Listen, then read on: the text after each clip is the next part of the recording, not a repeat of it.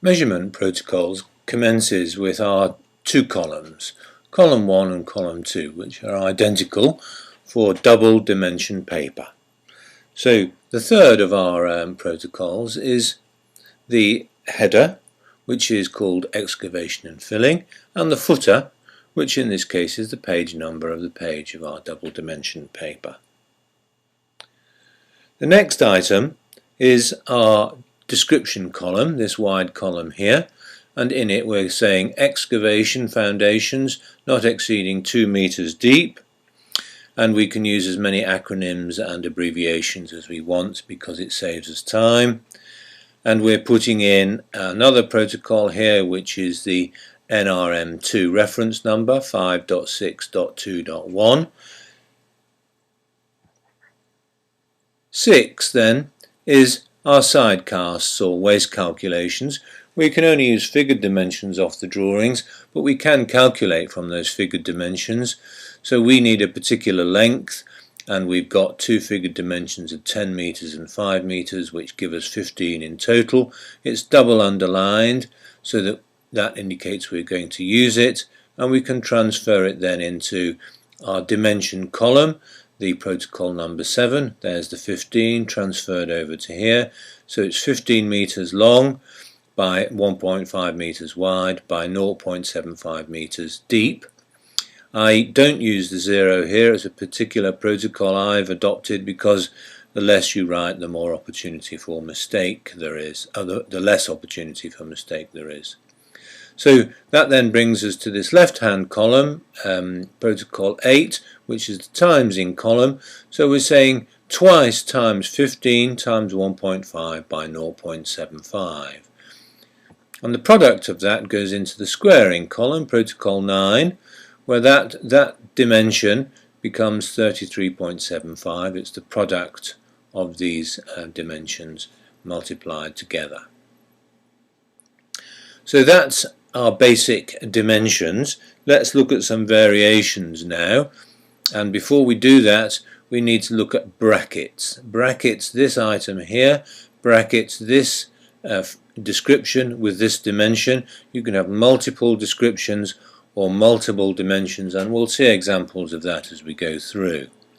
So having done cubic, let's have a look at some superficial dimensions. Here is a description: walls half brick thick, skins of hollow wall, engaged mortar, 1:1:6 in a stretcher bond with an NRM reference, and our dimension is 10 meters long by 5 meters high, with a line underneath it indicating the end of our superficial dimension. That brings us to the next column. Here we are in column 2 now. It's exactly the same as column 1. We can carry on filling in our descriptions. We're now going to look at some linear items. This is architrave in softwood, 50 by 20, with 3 moulded edges. And then 13 is the fact that we can have two descriptions with the same dimension. We've got our architrave here. We've also got doorsteps, 25 by 12, and pelleted.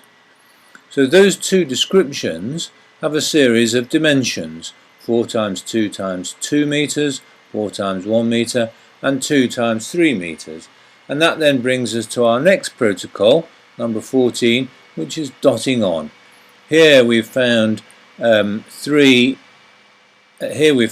two 3 meter lengths. We've also found at some time later 3 more 3 meter lengths. So what we really want to measure is 5 at 3 meters. And so you will see, as we see the squaring column, that 5 by 3 is 15, and it comes into here.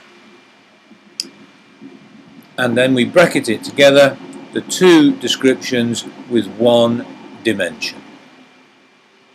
It just saves time having to measure everything out again for each description. Next is an enumerated item, and the example we're using is access panels, and we've got 6 of them. I've said 6 times 1. You can simply write 6 in the dimension column if you want to. Enumerated items are next. Itemized items are next, where we're doing testing and commissioning in this particular case. and we're simply itemizing it. 17 is the final protocol, which deals with items that are not in the NRM. They're rogue items, something that we do want to measure, but there's no actual rule on how to measure it. Generically called a rogue, but formally called non-NRM, and in this case it's a bit of decoration work, a decorative finish to external rendering called pargeting, and in this case it's a superficial item.